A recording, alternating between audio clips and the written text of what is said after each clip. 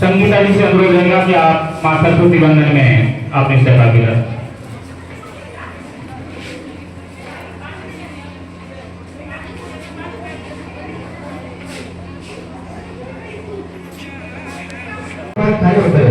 और पिछले 10 महीनों में मुझे भी सौभाग्य मिला है कि सर के साथ काम कर सकूं। इस दौरान भी मैंने कई सारी चीजें सर से सीखी है और मुख्य जो चीजें रही हो, सर ने अपना कभी भी टेम्परामेंट, सर ने अपना कभी भी स्वभाव के खोया नहीं है, हमेशा से बैलेंस रखा है। ये सबसे बड़ी बात होती है। एक सारांश रूप में कहे तो सर ने अपनी जो पूरी सर्विस है वो भारतीय क्रिकेट टीम के पूर्व कोच, पूर्व कप्तान राहुल द्रविड़ की तरह संयमित और नियंत्रित रूप से खेली है और विद्यालय परिवार में सबसे बड़े उम्मीदवार सर। और आज हमारे इस बालिका विद्यालय के प्रिंसिपल श्री अनुपराम जी का विदाई समारोह, या मैं कह रहा हूँ उसका सेवानिवृत्ति समारोह, इसमें विराजमान श्री अनुपराम जी, महंत बिंदाराम जी, युवराज जी कागा, शंकरलाल जी दैया, नंदलाल जी, बाबूलाल जी, यहाँ की प्रिंसिपल साहिबान, यहाँ समस्त हमारी अध्यापिका बहनों और अध्यापक बंधुओं, जोगाराम जी, देवीलाल जी, पत्रकार बंधुओं, हमारे डूंगर जी और विपिन जी, मैं अभी देवीलाल जी का कि आपकी सेवाएं हर जगह रहती है, तो हमारे चौकन पूरे गांव के गणमान्य बंधुओं, प्यारे नौनी हालों, छोटी छोटी बहनों, प्यारी बच्चियों, शिक्षा करते हुए, आपको संरक्षण देते हुए, आपकी ज्ञान वृद्धि में आपकी भविष्य की उज्ज्वल कामना करते हुए इन्होंने जो त्याग और तपस्या की, मैं इस मौके पर उनका बहुत बहुत आभार और उनको धन्यवाद देता हूँ।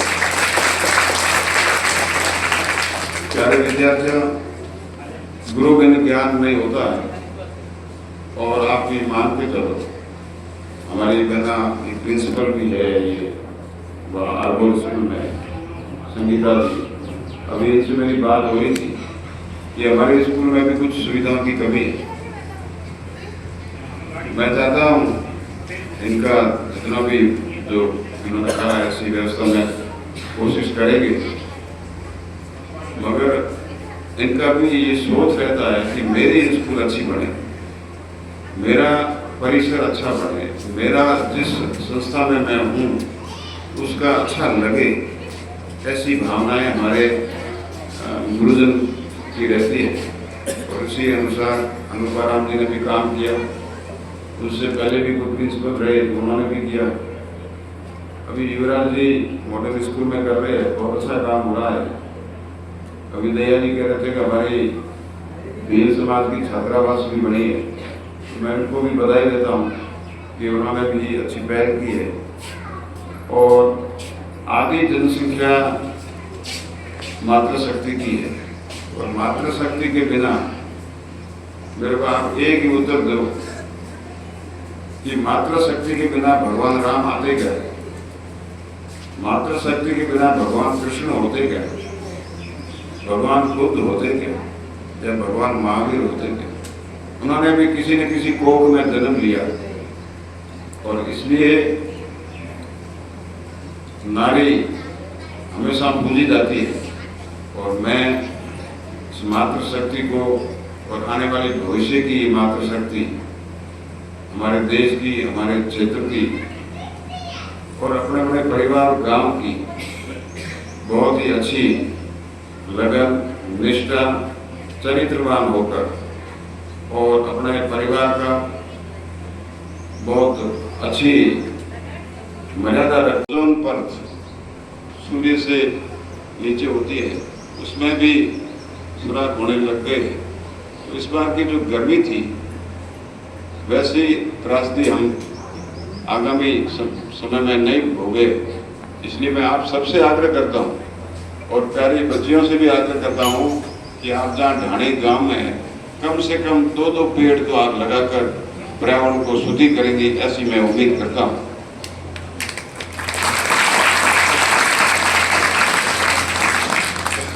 अभी हमारे यशस्वी प्रधानमंत्री जी ने भी ये नारा दिया, एक मैं इस अवसर पे कहना चाहूँगा कि पहली पाठशाला है वो परिवार होता है, पहला गुरु है वो माँ होती है, उसके बाद में सेकंड पाठशाला है वो विद्यालय, और सेकंड गुरु है वो हमको शिक्षा देने वाले गुरुजन है वो होते हैं।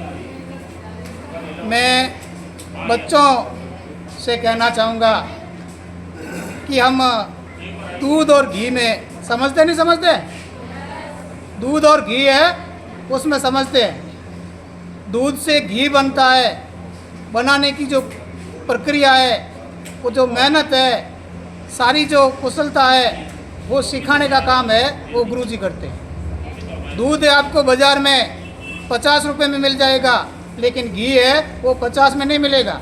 कितने में मिलेगा? 800 रुपये, 1000 रुपये, 1200 रुपये किलो है मिलता है, और क्वालिटी है उसमें भी फ़र्क होगा। तो वो सारी चीज़ सिखाने का काम है वो कौन करता है? गुरुजी करते हैं। तो उसी कड़ी में श्रीमान अनुपाराम जी ने अपनी सेवाएं हैं वो शुरू से लेके आज आदिवासी की आयु पूर्ण करने पे सेवानिवृत्त आपके लिए ही कार्य करते थे। मैं खुद सर के साथ 3 साल रही हूँ, मुझ में वो गुण नहीं आ पाए जो आने चाहिए थे, क्योंकि सर जितने सौम्य और विनम्र थे, मैं उतनी ही अग्रेसिव और जल्दी निर्णय लेने वाली थी। तो भगवान करे अब आपके सर के स्थान पे कोई भी आए, लेकिन हाल फिलहाल जो भी आपका स्टाफ है उनमें जिस सर के स्थान पे जो दायित्व मिलेगा उषा जी को, वो भी वापस आपके लिए उतने ही धैर्यशाली, विनम्र और आपको सहयोग करने वाले हैं। तो आप हमेशा उनके साथ सहयोग के साथ आगे बढ़ने के लिए, विकास के मार्ग पर अग्रसर होने के लिए तत्पर रहेंगे और उत्तरोत्तर उसी प्रकार से विकास करेंगे जैसा सर के साथ कर रहे थे, ताकि किसी को ये कमी ना खले कि सर के रहने पे तो बच्चे बहुत आगे थे और अब नहीं, क्योंकि उनका आशीर्वाद हमेशा आपके साथ रहेगा। बाकी सर के लिए मैं कुछ शब्दों में ज़्यादा कह नहीं सकती, क्योंकि मुझे खुद प्रधानाचार्य के संपूर्ण दायित्वों के निर्वहन के साथ साथ आप कर्मठ एवं कर्तव्यनिष्ठ व्यक्तित्व के धनी हैं। अपने सेवा काल में स्नेहपूर्ण व्यवहार करते हुए विद्यार्थियों एवं स्टाफ साथियों का समुचित मार्गदर्शन कर हमें उत्कृष्ट एवं सफल जीवन जीने हेतु प्रेरित किया। आप राजकीय दायित्वों का निर्वहन करते हुए विद्यालय के शैक्षणिक एवं भौतिक विकास हेतु प्रयासरत रहे। आप श्री का अभिनंदन करते हुए समस्त विद्यालय परिवार स्वयं को गौरवान्वित अनुभव कर रहा है। आपके उदार विचार, मृदु भाषा एवं सद्व्यवहार के लिए समाज सदैव आपका स्मरण करता रहेगा। आपका भावी जीवन सफल एवं स्वस्थ बना रहे, आपका स्वभाव शिक्षा जगत में प्रेरणास्पद बना रहे, ईश्वर से हम आपके उज्जवल भविष्य की कामना करते हैं। आपकी प्रशंसा जग में फैले, यश उत्तम हिम पर्वत हो, यही दुआएं श्रीमान जी की। आपकी आयु सतत हो। शुभेच्छु समस्त स्टाफ। के पद पर 20 दिसंबर 1986 को राजकीय उच्च माध्यमिक विद्यालय बॉयज चोटा वहां हुई थी, और लगभग उस हाई स्कूल में 2010 तक, यानी लगभग 23 वर्ष उस विद्यालय में रहा। तो उस दौरान मुझे जो भी स्टाफ था उन सबका सहयोग और ग्रामवासियों का सहयोग पूर्ण रूप से मिला। मेरे समाज के व्यक्तियों का भी पूर्ण रूप से सहयोग रहा, और इन सभी के सहयोग के कारण ही इस चोटन मैं इतनी सेवाएं दे सका। उसके बाद में पाते वेतन के प्रमोशन होने के कारण ढोक जो कि चौटन के पास ही है 5 वर्ष वहाँ अपनी सेवाएं दी और वहाँ भी मुझे ढोक के गणमान्य नागरिकों का बहुत ही सहयोग रहा और उसी के साथ ही वहाँ का भी नामांकन वगैरह कुछ बचा। फिर प्रमोशन जो कि एक राजकीय नीति है उसके तहत व्याख्याता में होने के कारण 3 मास तक बीजराड़ रहा और बीजराड़ से सोचा ये था कि कुछ नज़दीक हो चौटन में अथवा बाड़मेर के कुछ नज़दीक, लेकिन नज़दीक तो ना हुई।